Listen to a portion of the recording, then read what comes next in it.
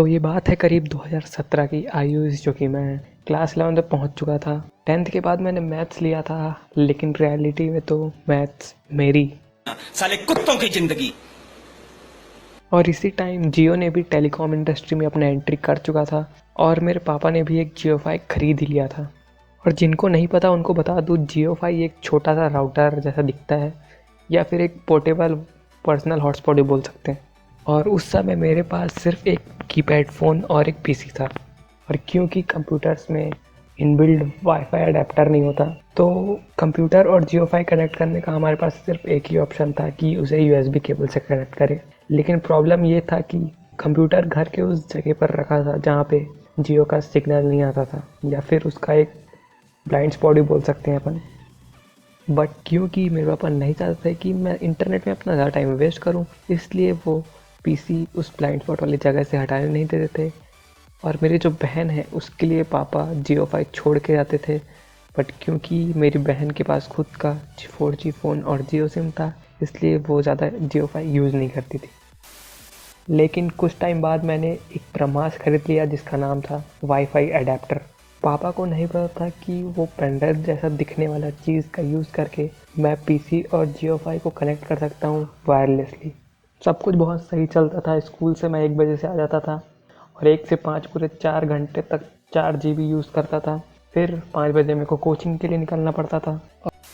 और फिर आया वो मनुष्यत भरा दिन, जिस दिन पापा ने बहुत चिल्लाया मेरी बहन को, और मेरी बहन ने आखिरकार सब कुछ बता ही दिया मेरे कारनामों के बारे में।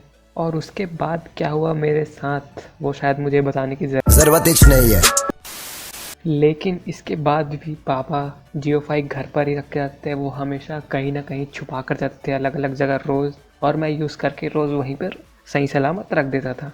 सब कुछ सही चल रहा था, ज़िंदगी मज़े से कट रही थी।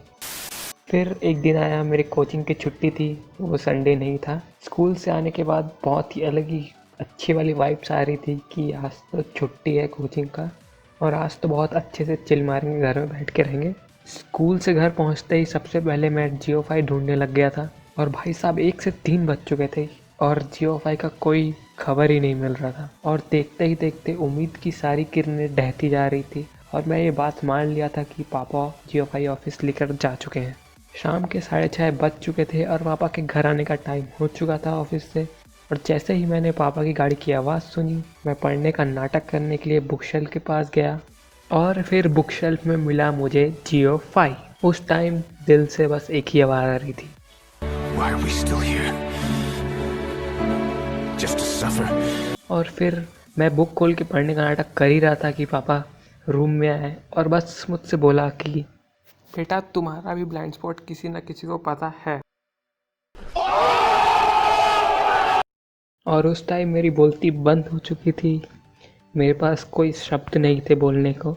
और उस दिन मैंने ये बात मान ही लिया कि बाप बाप होता है। तो थैंक यू दोस्तों इस स्टोरी को इतना टाइम देने के लिए। और आप अगर अपने सजेशंस या एक्सपीरियंसेस शेयर करना चाहते हैं तो नीचे कमेंट्स में आप कर सकते हैं।